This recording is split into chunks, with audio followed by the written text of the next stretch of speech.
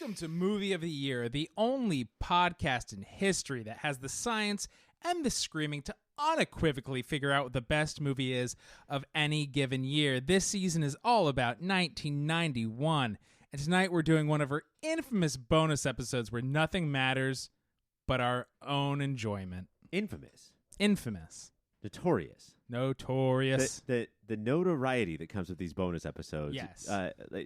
just ripples across the podcast world. Have you heard? There's a new bonus episode. Because this is not subject to the bracket, Right. but it does build context for the year that was. It's not in the Elite Eight, but people who were in this movie, in this bonus episode, are eligible for The awards. Moody's, which is what we call the awards at the end of the season. And at least we're honest about that. The way the fucking Oscars set up, there's certain movies that they're like, this could win Best Picture, and you know it won't.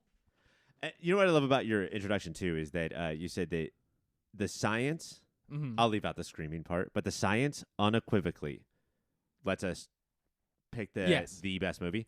So if you disagree with us, are you anti-vax? Oh. Are you against the doctors and the research and You're the like, science? well, gravity's still just a theory. Which is true. That's true. I mean, science is a constantly evolving thing. Oh, but theories mean different things for scientists and non-scientists, Ryan. That is true. I have a theory that you're correct about that. And that's science. And a fact. My theory just became fact. It's still a theory, though. Are you my peer? I think I'm your peer. Did you just I'm review reviewing what it. I just yeah, said? This is a Yeah, peer-reviewed it became fact. Greg is not here tonight because we said, you haven't earned it, Buster Brown. Get out of town. Well, we're not going to invite the first Boy Scout to what we have to do No. tonight. Only the last Boy Scout. Should we tell them what movie we're doing? I mean, it's in the title of the podcast they're listening to. That's true. Us included. This is the one thing we share with all other podcasts, except that we also use microphones and cords and mixers and RSS feeds. We all pretend like people don't read the fucking title, and they're like, we can't tell them yet. This is a big secret we're going to do. Like, I hate to interrupt you, but it's so hard to pay attention to you. This is me and you talking about a thing in pop culture. Can you say my name, but say it right? I am your host, Mike Gravano, and I'm so delighted to be here. With me, as always, is my one, my only, the boon companion, Ryan. Oh, God. Welcome to the Pop Filter Studio. It feels so good. It feels so good to be back in the saddle.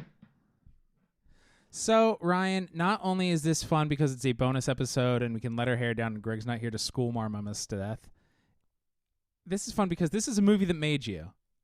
I watched the Netflix documentary, The Movies That Made Ryan, and the second episode was all about The Last Boy Scout. This is probably the time that I have to admit that I hacked your Netflix account and I put shows on like The Movies That Made Ryan and Ryan : a porn. Not the part of speech or like the punctuation : like COLON. yeah, it's my colon. It's a Go porn. get him checked, like, listeners. and then everything else on your Netflix that I hacked is just episodes of Disney's The Adventures of Gummy Bears. Bouncing here and there and everywhere. Okay, so you did watch that. I watched that a lot. Yeah. That is one of the rare times where the original version is great, but the cover I'm is sorry, so the much original better. version being the candy? Yeah, I love the candy that the show's based on. No, I mean the theme song is great, but the Suburban Legends cover of Gummy Bears is amazing. Do you think you'd be less Orange County for like 10 No, seconds of if your life? Greg's not here, I'm going to start talking about deep Orange County lore, my friend. Is Disney's The Adventures of Gummy Bears the best cartoon based on a candy of your lifetime? Go. Top 5, name them. Laffy Taffy Sure. was the best variety sketch show of the late I don't know why 80s it was I've so ever seen. serious. No. It was drama was a skits. variety sketch show. Yeah, it was just very serious monologues. Abba Zaba was surprisingly hard-hitting, and I learned more about the Reconstruction era of American history than I'd ever expected to. You're making me laughy tappy right now. One of my favorites was the guy who, another serious drama, but his wife died in a car accident. His sweetheart, his honey, and all he got was her toe, and that was just his bit of honey. And that was I thought that was one of my funniest sitcoms of my life. It was very funny and very sad at the same time. Do you know what show everybody seems to like more than Candy, but I think that Candy's infinitely better. The show didn't do much for me ever? The Simpsons. It doesn't even have Butterfinger in the name of the fucking show. It's why you exist. Thank you very much. I bet you have more connection to Butterfinger BBs than you do the show The Simpsons. Oh, I forgot about Butterfinger Bees. That shit ruled.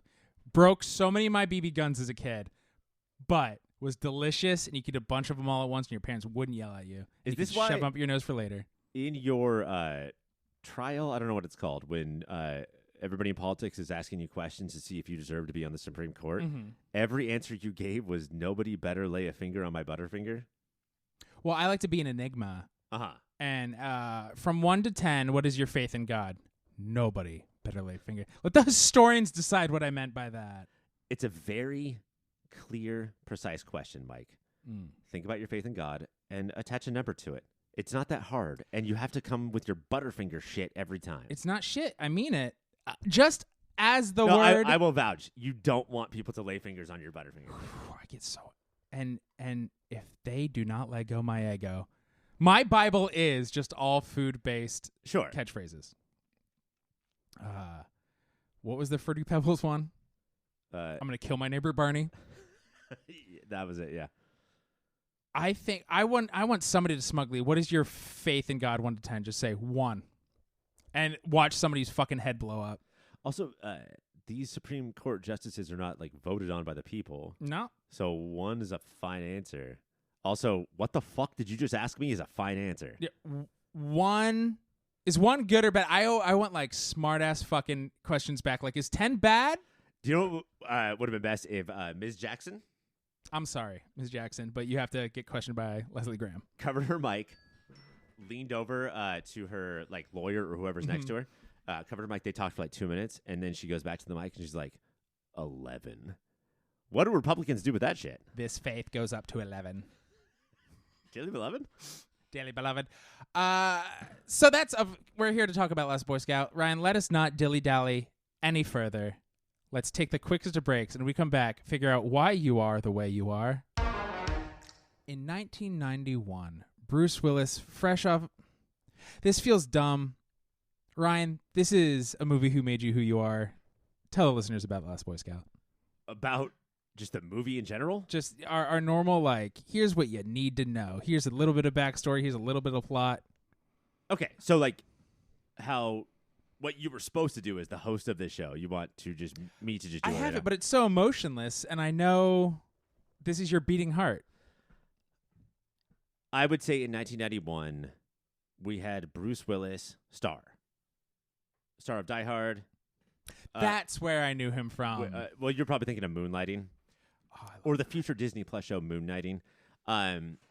We had Damon Wayans, who was hot off in Living Color, right? So like we had established star, budding star, and we had Tony Scott, who had a pretty good record at this point. Like it wasn't Spielbergian, but it was Top Gun. It was like a lot of hits. But I want to say here, Mike, the star of the show was Shane Black in The Trades, in The Hollywood Reporters, and The Varietés. And it's because this wonderkind, this Lethal Weapon scribe, was just going to be the creator of action movies from here on out. This is the guy who made Monster Squad, Ryan. It is. And The Trades were a buzz. He wrote Monster Squad. Fred Decker directed Monster Squad. Yes. But yeah, is there such a thing as a celebrity screenwriter? Could that be true? Is there somebody who is now going to turn action movies on its head in a way that Lethal Weapon sort of did, but not really? I'm not saying that Lethal Weapon was like the Unforgiven. Right. But it was a step towards it. It was different. You know, like we had a lot of new things, deconstructing things, crazy things about Lethal Weapon. You know the action hero that you're super into? What if they're fucking crazy and suicidal all the time? Right. And the way a real guy who went through this kind of stuff might be. And I want to say that having done no research, that the Last Boy Scout script like set a record for amount of money sold. And so there was a lot of press. Like this was supposed to be a big deal. I don't think it was in most people's life. Right. But Mike, it was in mine. And that leads me to my first question for you, Ryan. Other than to be shocking and let you know what you might be in for, how does the very famous opening scene affect the rest of the movie? Affect script-wise? Like story-wise? Like story-wise. Things don't have to... I have not seen this movie until this very week. But I have seen the amount of like the length of our relationship. Right. Feels like an insult, right? The depth of our relationship. There have been times you told me, "No, you're not ready." I was like, I think I'm gonna rent it.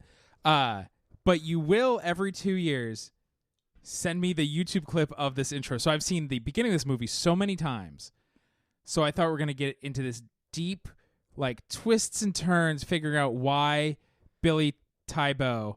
So you thought the movie would be about why Tybo Yes. made this decision? Yeah, like I assumed it was going to be Bruce Willis and Damon Wayans Sr. figuring out what happened. And I just want to call out Air Bud rules right now. There's no rules that says you can't bring a gun on the field and score a touchdown by shooting everybody. The rule isn't there, but I would say if you clearly can make that touchdown, don't pull a gun out That's a good kill the point. guy who was not about to tackle you. He was so close to making it. If you're writing a rule book about anything, board game, sport, whatever, include one rule at the end that says, like, also don't do obviously bad shit. Yeah.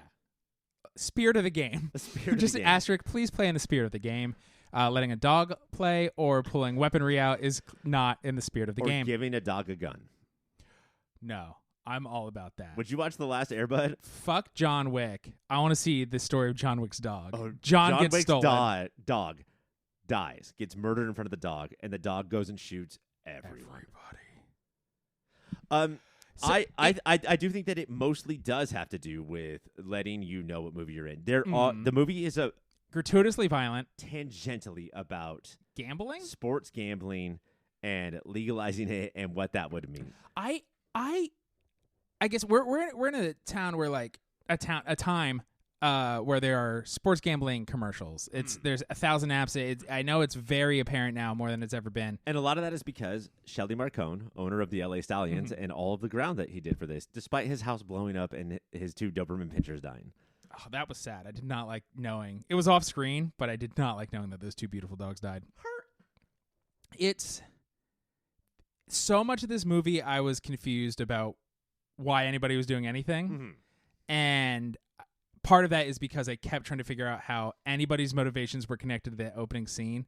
How long between the opening scene and the movie were what? There's times where it feels like the movie starts the next day after Tybo kills himself. That the reason the Stallions party is such a bummer is not because it's 6 a.m. It's not because sexual assault is happening in the middle of the party. It's because their pal killed himself the night before. Having watched the entire movie now and disregarding my constant references to it throughout our entire lives, is there anything at all close to as iconic as the opening scene?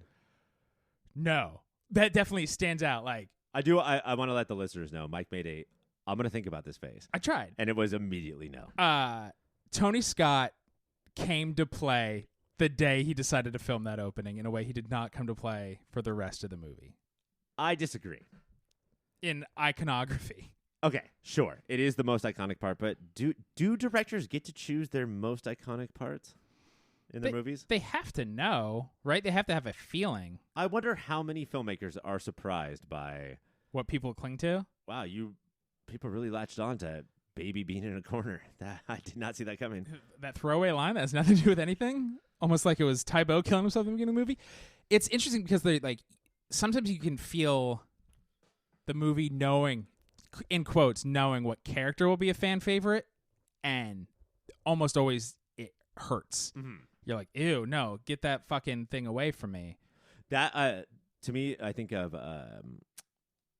Rebel Wilson in Pitch Perfect. I'm gonna try to speak Mike language now because I'm an action movie guy. I'm a really manly man. I have a lot of muscles, but because I'm talking to you, I'll talk Pitch Perfect, where like she's written that way, and she is the first time you watch it, but right. The second, third time, you're like, I thought you were gonna say second, third movie, which it gets worse. Yeah.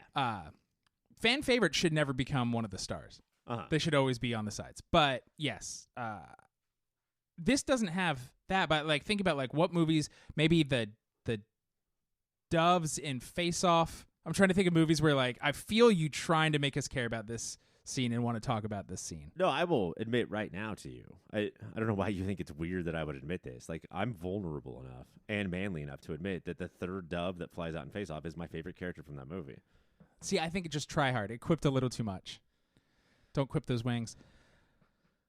Does it bother you, or is it part of this ramshackle charm that the intro...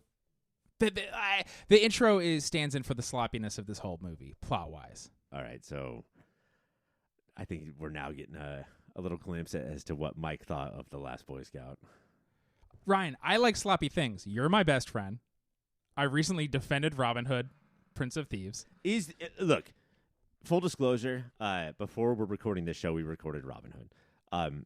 You love that movie. Mm-hmm. I came out and said that it was a piece of shit. Yes. Is this just revenge right now? Did you love The Last Boy Scout, but you're like, Ryan didn't like Robin Hood? I deleted all of my notes and then went, boo, Ryan. I don't need to be coy. I enjoyed a lot of this movie. More than I expected to. I don't think anybody in it is throwing their fastest fastballs. I'm trying to speak football. But it is still, there's a lot of charm and spit that holds it all together. Uh-huh. But that I doesn't agree mean with that. we can ignore the slop. Okay.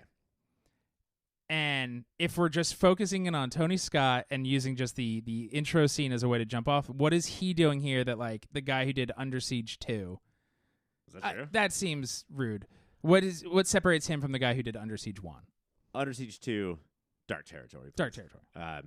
The guy who did Under Siege, I think that's also a good movie. As much as like we're supposed to hate Steven Seagal, and that not like that hatred is forced upon me. Like he's a piece of shit person. Yeah. But I do think that's a pretty good movie. Tony Scott, I think, delivers on this idea of cool. And please stop and let me explain. We have had to do this thing all season of taking 91 into consideration. Right. And oh, what a year. The thing that I've been trying to think is that like storytelling doesn't change. Right? And so like we've been looking at like what 91 movies tell a good story. The foundation doesn't change. Thelma and Louise, for instance, has a ton of 91 corniness, but it's still an incredibly told story. Right. I think that The Last Boy Scout is sort of there where like they had their idea of cool and they achieved that cool. It's just what was cool then is not cool any longer. Well, I think it's interesting having the one you're comparing the Scott brothers. Oh shit, that's right. Yeah. So I'm gonna say and I'm a fan of Journeyman, the band and the style. But I think there's an artistry in Ridley that is not in Tony. It's crazy because they both hop genres, and it seems like that they both just take jobs. Yes. And yet, Ridley is like, how does he make these wonderful decisions? Right. And Tony is like, he was hard up for money. And it's so funny because, like, think about Tony Scott's career. So Top Gun was one of his early huge ones. Do not like that movie. I think it's dumb as hell. I think it's more of its year than... Which movie? Top Gun. Top Gun, okay. Top Gun is a hard one to watch now. And I did not see... Like, what I love is Tony Scott's movies I'm watching as an adult. I watched Top Gun for the first time maybe 2 or 3 years ago. Really? And... I would go toe-to-toe with anybody and say Last Boy Scout is a better movie than Top Gun. Okay. What about 4 years later, Denzel versus Gene, Crimson Tide? I've not seen it. I think that's a legit good movie. Is that Submarines? Submarines? Okay, I've seen it. Yeah. Well, it's like you get Gene and Denzel. It's both of our favorite subgenre. You get those two. It's going to elevate it. Is going to go to the depths. Okay, so highs and lows. You are going out of your way to compliment, in a movie that you have not seen, compliment everyone but Tony Scott.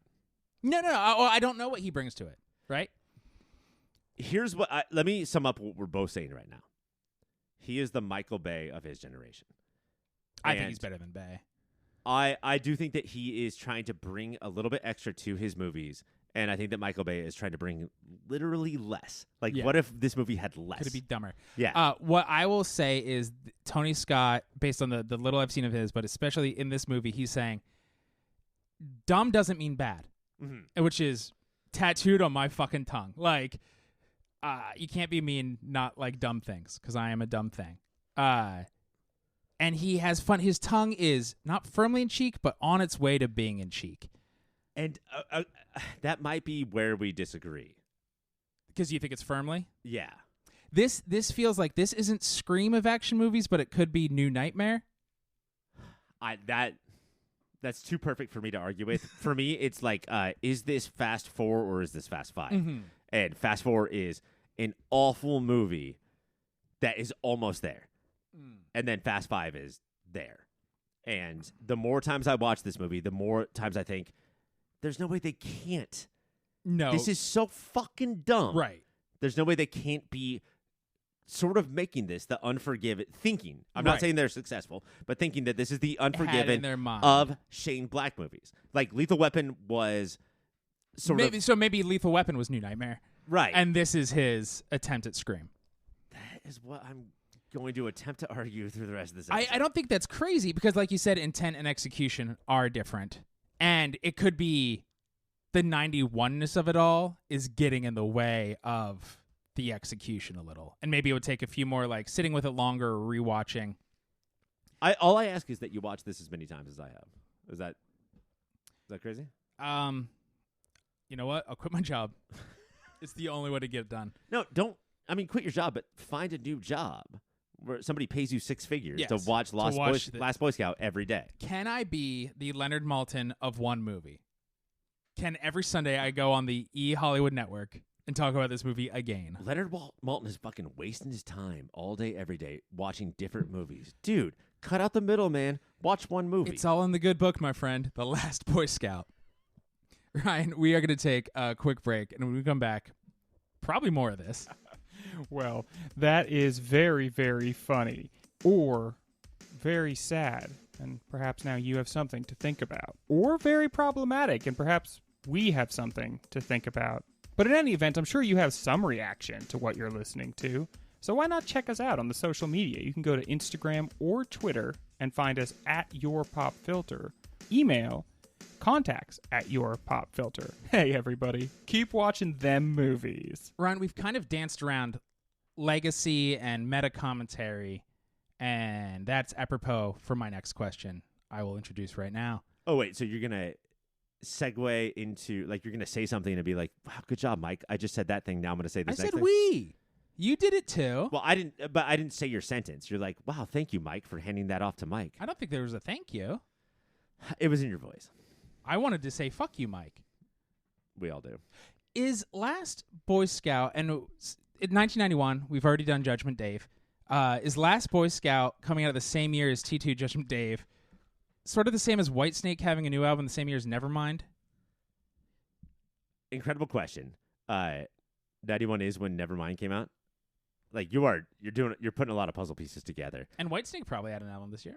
I do love hearing stories about how Nevermind ruined multiple genres. Like it made multiple rock bands be like, fuck. And I can see that from Terminator 2, but I don't think so because I think this movie has more of a tongue in its cheek. I do think that it is helping ending a genre like Terminator 2 is. So Terminator 2 did it with the sci-fi, the big budget, and like we don't have time for your fucking cheap ass bad looking action, and we also don't have time anymore for your like cool but unironic action heroes. Right. This is like, what is that really like to be a two-dimensional piece of shit, stinky, bad father, bad husband action hero? Like, this is what it's really like. So maybe The Last Boy Scout isn't Whitesnake. Well, I'm trying to think of a band that was around pre-Nirvana. Cypress Hill. Like, they're like, we can grow and change. Yeah. And because Terminator, maybe there's moments of tongue-in-cheek, but it really feels like, do you know what we can do to change action? Be fucking better than anybody ever has. And Whitesnake, Last Boy Scout, is saying, what if we can dig at the genre we are part of? We are going to burn the scene that birthed us. First of all, fuck you, Terminator 2. To set out saying we're going to be better than anybody ever has and then accomplish it is somebody just being like, what if we made one good? Why has nobody done that? That's fucking fucked up. It's like LeBron James as a 9-year-old saying, I'm going to be the best basketball player of all time. Oh, fuck you've seen that documentary LeBron. Commercial too? Old LeBron tells young LeBron he's going to do it. And then it's about crypto? Yeah. The Superman's dog. I love that dog. Yeah. So much. He healed both of his legs. Do you know what, watching this movie, think about genres and what it's doing, so we've decided this is not Whitesnake. I think almost even more than is it playing in the sandbox of Terminator or Lethal Weapon or Under Siege, this feels so much to a 1991 take on what's the Elliot Gould detective movie? Oh, Long Goodbye. Long Goodbye. Yeah. This is so in that vein of like, and clearly Long Goodbye was out of terms like, well, the protagonist is a piece of shit, right? Mm-hmm. And this one even more because Gould is charming and he's shaggy and dirty, but he takes care of his cat and he's a lovable piece of shit. Do you ever think about that decade called the 70s where you would regularly say Elliot Gould is charming? Like, what the fuck is that? Well, I remember watching Friends with my family around the dinner table, and I went, that Elliot Gould is charming. And they would just beat the shit out of me and say, pivot. Elliot Gould is not a weak man. He is not a weak man like Ross. This is taking it even further. I love Bruce Willis. I know not as much as you. He is the king of shaggy charm. He's king of one-liner. Joseph Hallenbeck might be, and I have not seen any of 2021 Bruce Willis's movies, so take that out of it. But Hallenbeck might be his most unlikable character he has ever played. Smelliest. On purpose. Like, it feels too early in his career that he is deconstructing Bruce Willis more than Arnold does in Last Action Hero. The thing that I noticed, so I watched this movie 40 times when I was a kid, right? Mm. And then I watched it a couple years ago with my wife, who was not a fan, and that it really changed my view on it. Sure. Like, it really seemed like a gross movie to me. But then I watched it this week with you, and the thing that I noticed, it did go up in my estimation. Okay, so watching with your wife down, watching with me up. Watching it with my wife, I was like, this is so fucking sexist and gross. Like, you can't help but, like, We'll dig into that. see it through their eyes. But watching it with you, the reason I do think that Joseph Hallenbeck is the center, is the, like, let's put this person under a microscope. And it's a guy, like, how hard it is to live as an action hero. And there's so many times where if he just complied, if he just thought, if he just wasn't forced by the rules of film to always have a quip, his life would be great. But in sort of like a Last Action Hero with Arnold Schwarzenegger way, he has to always be Joseph Hallenbeck. Right. And that is the cause of and solution to all of his problems. And I do think that is a little screamy, a little Last Action Hero-y on purpose. Well, especially at the very end, one of the last scenes, teaches, they're walking into the proverbial sunset, and he says, you know, it's the 90s. You can't just be cool. You can't just say, you have to have something, cool line. And fucking Damon Wayans Sr. says, like, I'll be back. And he says, no, you got to, like, hit him with the surfboard and say, surf's up. One, you are blowing every other action hero spot up right there, including your own. And two, so not clever, which I like it. It'd be Shane Black can write very clever lines. It feels very purposely like, this isn't clever. This is what this fucking Cro-Magnon last Boy Scout thinks is clever. Also, that part, that end thing referenced Terminator. Yes. Which was in 91. And hit him with the surfboard. That's Point Break, baby. That's 91. It really feels like I want to take the shots at the two movies I know will overshadow me this year. And that's the thing. I there's a part of me that thinks that Shane Black wanted to end the action movie with this movie and was just unsuccessful in that it wasn't enough to, like, make us rethink, like, we're done with these movies. And it wasn't enough to make us, like, love this as an action movie. And it just fell in this valley of, like, it's a good one. Do you know what it is? I think it's, you know, as a kid growing up in Southern California and loving pop punk, at around 22, I went, no, that's for childish. I will put away childish things, and I hate it. And it's no longer, you can't be like, hey, I still like it. I don't really like it anymore. You have to shit on the new bands that sound like you have to, like, hate yourself a little. And you get older, and you're like, nope, it's cool again. Because Shane Black has, in the 2000s, made fun movies in the vein of, like, but it really felt like in your 20s, it's good. You're trying to rethink, you're growing, you're trying to be a person. You're like, I want to put the past behind me, and it means I'm going to put everybody's past behind us. And he didn't realize you could elevate action without shitting on it. I think that's it. I think that Last Boy Scout is important for, last count, I think we counted 1.2 million reasons. But one of them is that it gave us Kiss Kiss Bang Bang and The Nice Guys. Oh, the fucking Nice Guys. Which I think, having gone through The Last Boy Scout, he realized it's better. Like, what I want to do is poke the genre because I love the genre. Right. And this was not enough poking and not enough love. Like, this felt feels angry at the genre. Hatred. Yeah, like Alan Moore writing or Garth Ennis writing superhero comics sometimes. Just like, fuck, man. This is what you want. It's so dumb. Stop writing it then, dude. If you don't want to do it, then don't do it. And it's also, because it's not fucking French New Wave, right? It's not super realistic, but it is. Hallenbeck is a closer real human being than the star of any of his other movies. But, bro, we are here to watch a movie. Right. So even though Russell Crowe and Gosling are kind of pieces of shit, they are movie pieces of shit and you kind of want to hang out with them more. You're not disgusted that they're around and raising their daughter poorly. Did it suck to watch this movie? Like, was it too dark and dirty and like, fucking more Hallenbeck? Like, is Hallenbeck going to continue to Hallenbeck? It's sometimes, but again, you have to be in the Mike Ryan. You have to be in the Mike Ryan set, honestly. You wanted to say the right mindset. You said the Mike Ryan set. This is the single greatest moment of your your life. name of our show. You really do, because so often, again, we think dumb can be interesting. Action is inherently a dumb genre. We like it. We want to elevate it, and you kind of have to be ready to dig. And that sounds stupid talking about a movie like The Last Boy Scout, but it is like. Not Mr. Darcy. Who's the fuck? Heathcliff. Heathcliff is a piece of shit in Wuthering Heights. Are we the first podcast to compare these two things now? Wait, you mean like the non-Garfield? The non-Garfield. He loves Mondays. He hates lasagna. And he lives on some moors. He's a real dickhead. Uh-huh. He's not heroic. It's just old so some people can fall in love with him. But, like, you have to have a bit of a literature lens and be like, but what does he say? Like, if you watch this expecting it and say, this is Bloodsport, this is Under Siege, you're going to just think it's awful and that Shane Black is celebrating these people. But, like, listening to you right now, like, it seems like what he was also trying to do is, this is Humphrey Bogart. Like, this is all of Bogey's movies are like, hey, you know how, like, you know, Jimmy Stewart or all these, like, how, like, yeah, they might fuck up, but, like, we love them. Yes. Bogey was always like, no, I look at my face, look at my cigarettes, look at my facial hair. I do kind of fucking suck. But Bogey had a thing. And I'm not mad at saying that Bruce Willis is our generation's Bogey, but Bogey had a thing of, like, you were still rooting for him, and Hallenbeck is, like...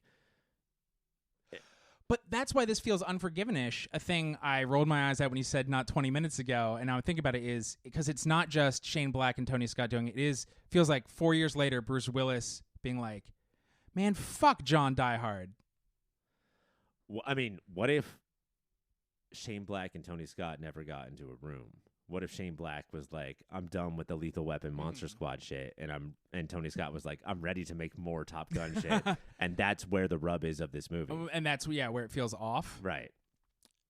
I could see that, and some of the glue is Bruce Willis, he also gets it because he is both he's both always, right? Like in Die Hard, like he was both. You know, he's like, I can be an action hero and the everyman in one scene. Right. But that feels still cinematic, where Hallenbeck feels, it's I don't want to root for him. He's just like one of the least worst people in the movie of the men. How do they work as a buddy duo? I mean, this is actually the thing. Whether it's action movies or action movies of the 80s or meta action movies, I do think that this is the thing that Shane Black, if not invented, perfected. Mm-hmm. You know, before Lethal Weapon, we had 48 Hours. Right. But the cop and the non-cop, the street smart and the smart, whatever you want to do, like the odd couple of action movies come together. And I do think that is Shane Black's flair. And, I mean...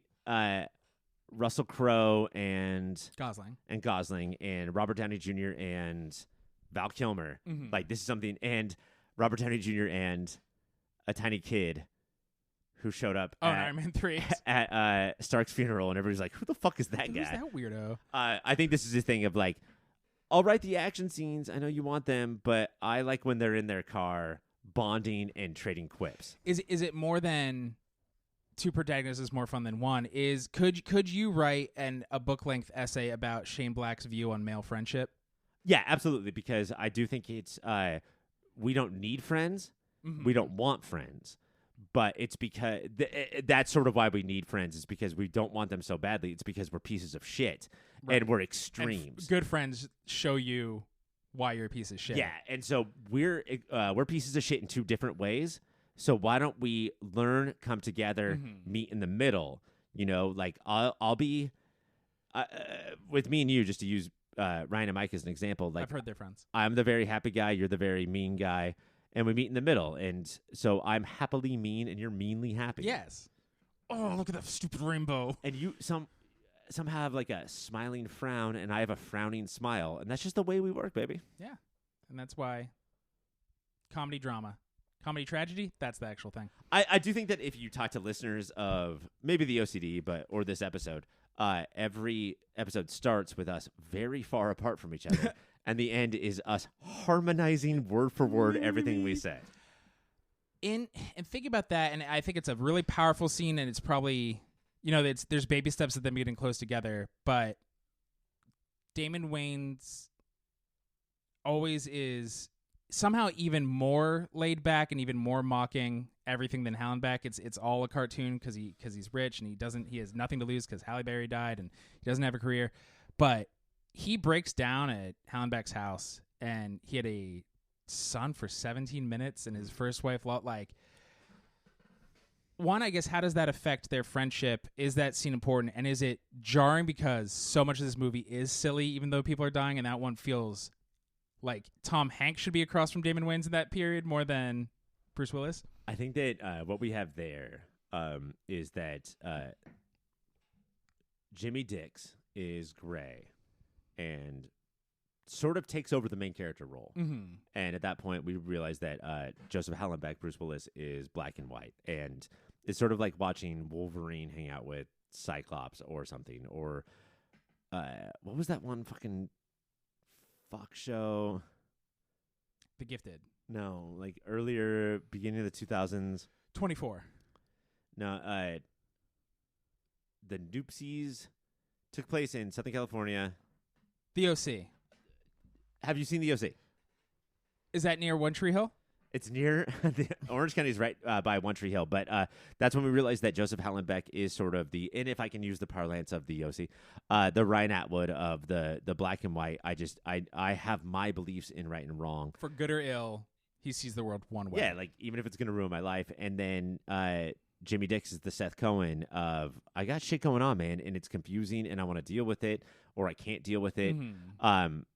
That's where I think the main character thing flips, and now that's when Joseph Hallenbeck, I believe, just becomes the Arnold Jean-Claude.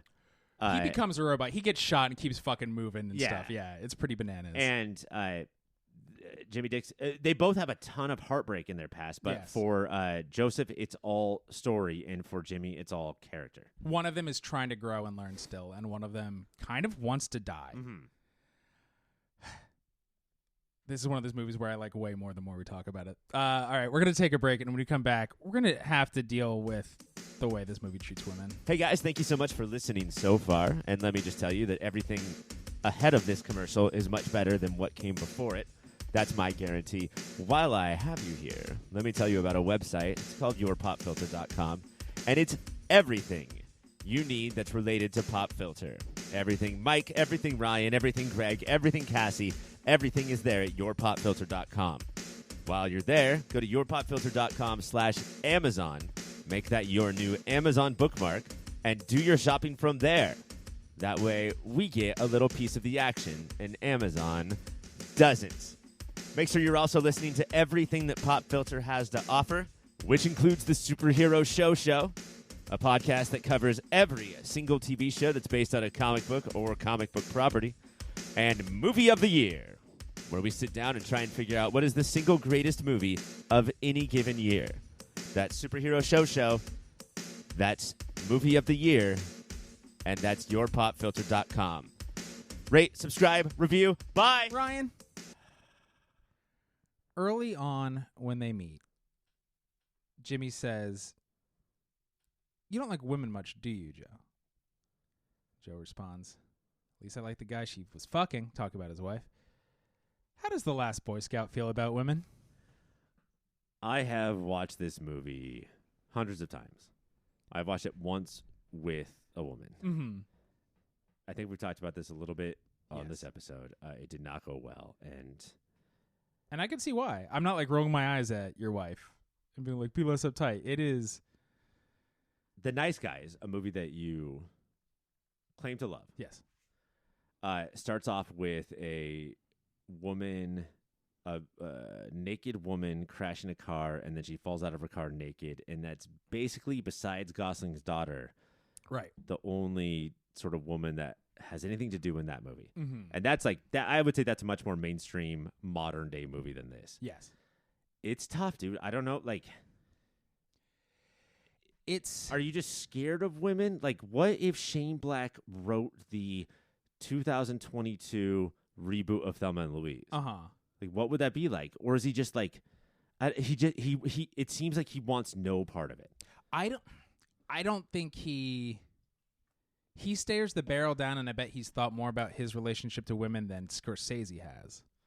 That's another one. Because Scorsese just tries to erase them. Where, if we're going on the very highfalutin Last Boy Scout as literature as movies, he is playing with the tropes and saying, "Look how awful they are." But at the same time, is not doing enough to be like, and I shouldn't be. I think Halle Berry elevates that role more than her acting does. talent. Yeah, Right. So if that was just some actress, right, not a future Oscar winner. And even more than that, I do think Darian is such an interesting character because she becomes like the third musketeer and the one you root for the hardest. At first, you're like, what a precocious, foul-mouthed child. And then you're like, I think she's the only one who gets the world. Oh, and if you played 100 hypothetical situations of Joseph Hallenbeck having a daughter, Darian comes out every time. Just this brace-faced fucking fuck you, you're a loser dad. And then he gets so mad. He turned her the way she is, and he gets so mad that she is how he says. But doesn't that make sense? Like, I'm angry because I know this is my fault. This is my fault. He says something so disgusting early on. He just found out his wife was cheating with him with his best friend, and he said something about how she'll be blowing dudes by the time she's 14. And his wife goes, "That's your daughter." Yeah. And that was, if I didn't already, I was like, this movie might be weird to watch. And that's like, I think again going back, and I know it sounds like I'm defending, but that's Chelsea Field, the wife, being like, it's so fucking hard to be married to a private detective from a movie. Like, you have to quip. Even right now, when we're talking about your daughter at school and her doing good at school, like, you still have to be like that? Jesus Christ. And just leave him. Just fucking leave him. She should have left him forever ago, probably when he lost that job. His friend Mike is a terrible piece of shit. Yes. Still, go away with him. Run with him. Like, get away from Joseph Hallenbeck, everybody. So, trying to devil's advocate, trying to be intelligently defending this movie, and that it's saying the tropes of the genre are bad with women. The movie itself is not. Jimmy Dix is always quick to defend Halle Berry's once she's dead, before she's dead. Like, he's overbearing while she's alive and is trying to be too controlling, and that sucks. Sexist in a fun, different way. But not necessarily with her. No, with other dudes. He waits till she leaves and then goes and threatens That's the my dude. girl. Yeah. And then once she's dead, he will die to defend her good name. And I find that interesting. And then even Chelsea Field elevates the detective's wife. And I think that's acting more than writing. But she's got 4 scenes maybe, but she's barely there. But her presence is pretty strong. And so is it writing, is it acting? But this is one of the weaker points where the movie's sort of interested in dealing with this. But I just want to see these two guys clown around. I feel like you have made the point by saying the same thing 4 times in a row, which is, and the actress was way better than the script. The only one is the Darian. And is he, so he's into male friendship, and is he also into how adults and kids relate to each other and similar? The Nice Guys at this point does feel like the just matured version of this. And I, as a 13-year-old daughter, am more mature than my 40-year-old father. That does seem like a Shane Black trope. Or in Iron Man 3, too. That pops Harley. up. But yeah, I think the thing that's sort of missing is that at a certain point, Shane Black, you have to show us that these dirtbags aren't cool. Right. You're continuing to make them seem cool, even though we're already fucking, these guys suck. And it's just, instead of them really learning, he just has the villains be even worse. Right. And cartoonish. And what if this was Scooby-Doo? And we can make the heroes more 3-dimensional. The villains will stay as 2-dimensional. But the heroes sort of I think he gets off on the fact that the heroes are as two-dimensional as the movies that I grew up on. Oh, I think that's part of it, and it's just, again, that's where his interest lies. I mean, Milo, who is like the head henchman of I love this guy. Shelley Marcone. He's having a ball. Yeah, and he always is. I want to look up his name real quick. But the whole thing is that, like, the whole point of like writing bad guy, good guy movies is that you're supposed to understand where the bad guy's coming from, or it's not just the bad guy isn't supposed to be just evil. He's the Milo spawn straight up of says, Satan. "I am the bad guy." Yeah, he gets off it where the like money has ruined I guess the guys who are even badder and are in charge, but this guy is just evil and likes causing the world harm. That's what he gets off on, and he can't die. Taylor Negron is his name. And is he just a character actor who's been in a bunch of stuff? Because I recognize him, but I can't place him. Yeah, always plays a weirdo. Mm-hmm. Probably 30 episodes of TV shows where he comes Sure. on and he's like that guy. Milo is probably his most extreme. Like Crispin Glover's Who Wants to Be in More Movies Yes. style guy. Yeah, he's having a ball and knows, Ryan, in the parlance of internet from 2 years ago, he knows the assignment. Fucking please don't do that, dude. Say that at all? Now you saying that it's just going to live rent free in my head.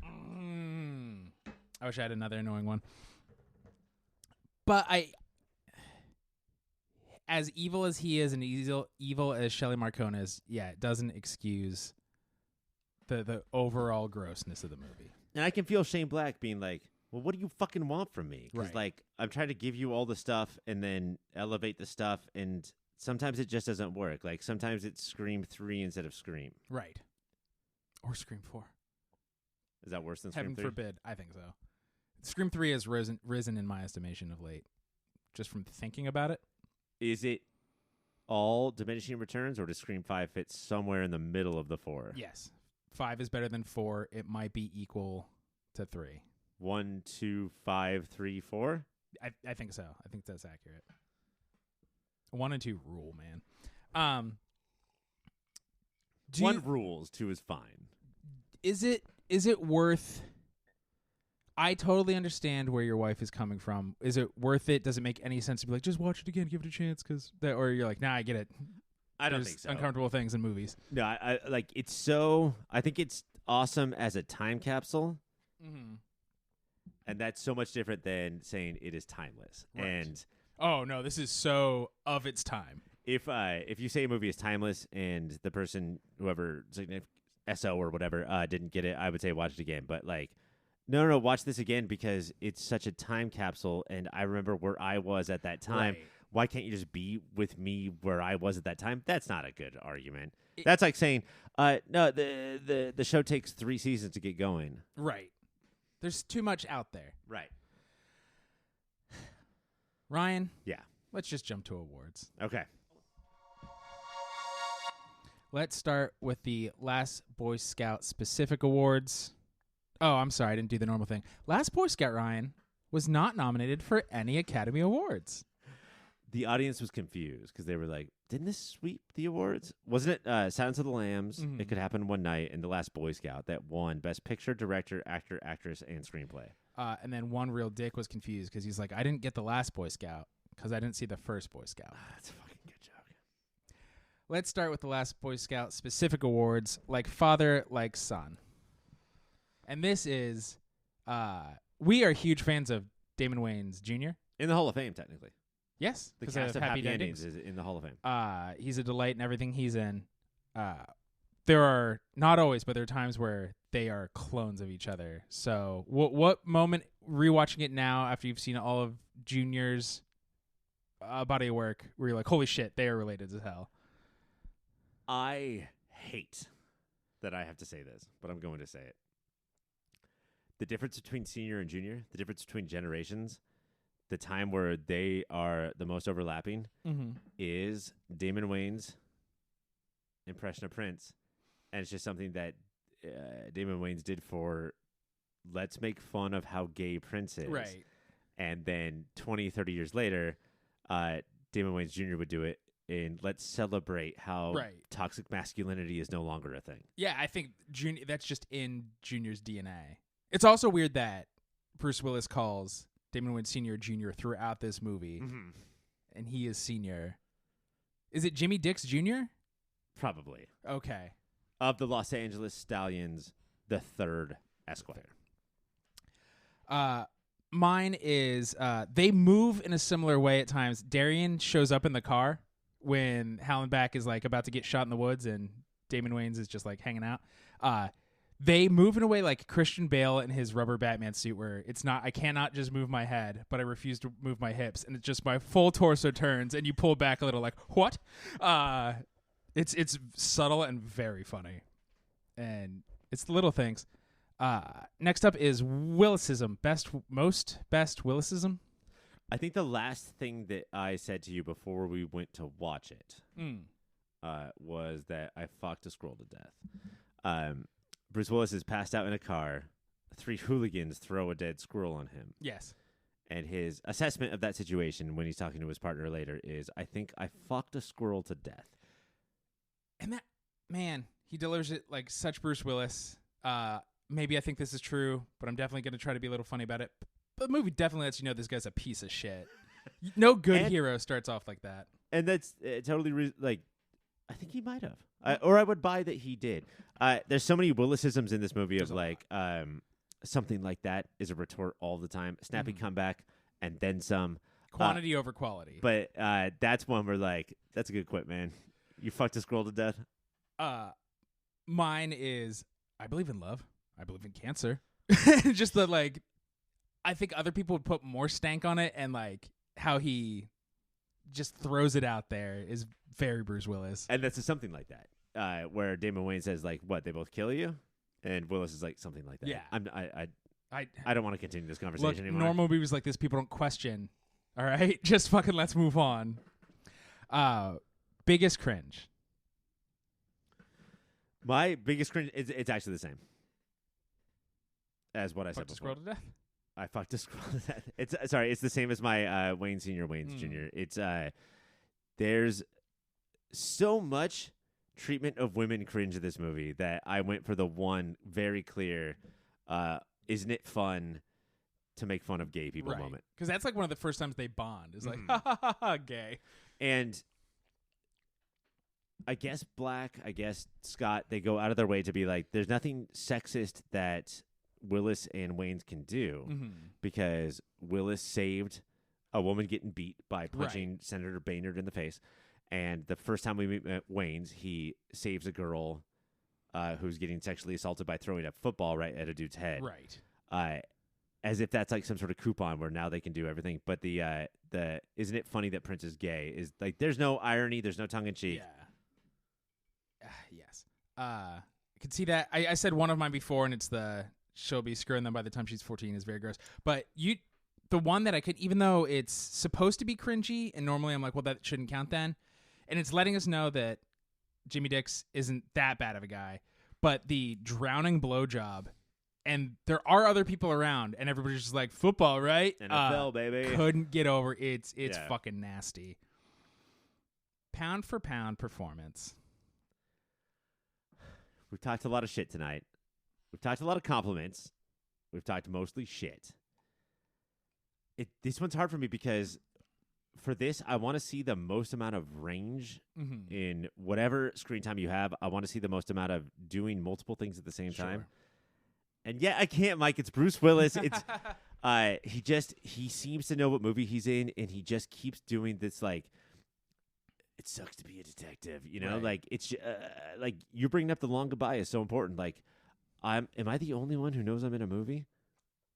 I'm an archetype, people. What's the last great Bruce Willis performance? It feels like it's been a minute, right? Looper. Dude, Looper rules. Mine mentioned her, elevated things, and maybe I hope I'm not putting like I know how great she'll be, but I think Halle Berry crushes. Wow. She's in not that much of it. The beautiful, the talented Miss Corey. And I think the not a hooker because Jimmy Dix will get so pissed at you, but she really plays that hooker with a heart of gold more human than so many other versions of this character. Mike, there's 5 feet of marble between me and you. Maybe I make it. Maybe I don't. You call her hooker again? We'll find out. Behind the curtain, Ryan said every line throughout this whole thing right before they did, and it was delightful. If I gave you a list of the 4,500 movies I have seen in my life, would this be the one that you picked that I know by heart more than I think any other so. movie? I've watched a lot of movies with you over the years, and I don't think I've seen this reaction. Director's signature moment. This one was hard. I do like the comparison that you made of the more talented Michael Bay. Did you say that? I think you did, but that's fine. I do. I did, and I loved it when I said it. I think it is the problem with, I think, Tony Scott. Michael Bay never tries to elevate. Mm-hmm. I think Tony Scott always tries to and fails often. Like, I think Crimson Tide is a great movie. I think Man on Fire is a more bullshit movie than this one. Is it more in the, I'm going to make a serious movie this time? And man, you did not. Like, this is more ridiculous than like, you could possibly imagine. know your pulp and revel in it a little. Man on Fire is the movie where Denzel Washington says, I have a bomb. Now it's up your butt. Now you exploded. You made me dumb laugh, and I hate you for it. But, like, having watched a Tony Scott movie today, is that surprising? No. That feels apropos. So what I'm going to do is something a little bit different, and I think that he is very interested in the craziness of the world's lights.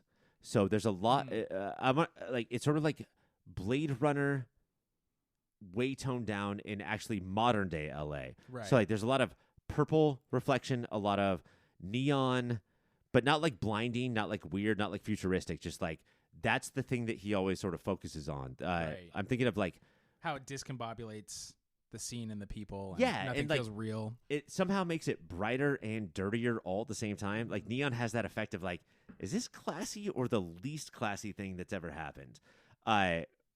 Bruce Willis is in the alleyway waiting for Halle Berry, I think. Right. And then that the one guy who comes to kill him comes in and like leads him down the alleyway where Bruce Willis does one of his 5 minutes of stand-up, like setup and punchline jokes, prefab jokes. Well, the 80s, everybody tried stand-up, so.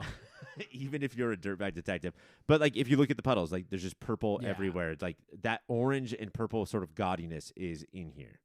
I like that. I like that a lot. Mine, it's similar because there's light play, but it's cool. It's dumb. I've seen it the most. It is the Tybo running through the rain, and just there's those quick cuts. I know Tony Scott loves his quick cuts, and it's the pre-MTV editing, but it is the on the path there. I do think that Tony Scott came from this generation. Like later there would be like David Fincher and these like more modern day music video directors. But Tony Scott sort of came from and started, I think, the whole like, what if nobody ever knew what we were looking at? Yeah, talking about where people are in a scene and positioning, it is. And I'm sure playing football is utter chaos. But this opening scene it feels like he runs across the whole, 100 yards? How long is the football? It feels like he runs the whole football field twice. And it's just him against the entire other team alone. I want to pull back the curtain right now. Okay. I'm going to tell the audience that, Mike, you and I both watched together and recorded on the same day episodes about Robin Hood, Prince of Thieves. It's hard to separate these two. And The Last Boy Scout. On the Mike list of greatest movies of all time, which one is higher? I think it's Last Boy Scout. It's trying more things. I got to shoot young Mike in the face like he was a guy who no way was about to tackle me. Yeah, and I just think that, like, I do get the spatial thing, but I do think that Tony Scott is maybe not better at it, maybe not like... Just based on, if we're just comparing these two movies, it feels like Kevin R. doesn't give a shit or anybody's in a fight, and Tony Scott, I'm going to give him benefit of the doubt, he's saying, no, I want to show you how chaotic this feels running through a field where it feels like your life is over. Yeah, and I going off that, I think that Kevin Reynolds is like, let's shoot it all. Shoot everything or shoot nothing. I don't care. Sort him out. And then throw it to the editor. Right. And I can imagine the editor being like, what the fuck? And then I think Tony Scott is cool. Like, there's a storyboard here. Story is secondary. Character is secondary. Make it look cool. Mm-hmm. And it does. It's but memorable. At least that's a path as opposed to Kevin Reynolds, which is just no path. Trying will always be more interesting than not. Remember that, kids. Ryan, this is not eligible to be in the bracket. If it were, how do you think it would do? Not great. It's very dated, and I do think that Shane Black ruined it. Honestly, like, I know that we have to consider that when it came out, and like you can't watch 1933 King Kong and be like, well, these effects are bad. Like, Right. you have to take that into consideration. But like, Shane Black made these two other movies, Kiss Kiss and The Nice Guys, Right. that like clearly you were trying to do something with The Last Boy Scout, and you needed to do this to get to those. I would just ease back, man. I know your whole point is like because detectives say stuff like this, but let it breathe. Or like every idea in The Last Boy Scout is like, what if we did this? Snort cocaine. Nope, this instead. And that's for literally like. What if he did it 5 times? I swear there are times where he does like he just rattles off catchphrases while the bar is like, what? What if this character's shirt was red? Nope, bright red. All of the red. What if Damon Wayans Sr. wore Scrooge's nightcap? Snort cocaine, a leather Scrooge nightcap. The fucking leather fez with the tiny little thing on top, and he wears it multiple times. It's his favorite hat. But he's a star and an athlete, and that combination does not typically make for the best fashion sense. No. In fact, I would say it makes for the worst fashion sense. Possibly. You never look at an athlete and go, God damn, he can dress. No, wait, there's those guys who, like, the only people I've seen rock bow ties are footballers in suits with all the microphones in front of them. Like, yeah, but shit. You think it's funny when people look stupid. Well, I was going to say no, but every time I wore a bow tie, which was so much of my teens and early 20s, I was like, I look cool and stupid. Do yourself a favor and search on YouTube NBA draft and then pick a year. And watch what these 18-year-olds wear to the stage. It's incredible. That is all the time we have for The Last Boy Scout. Just keep watching those movies.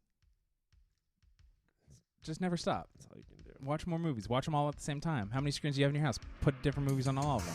What?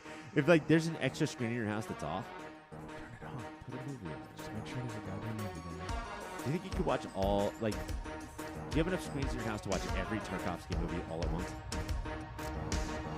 Do it.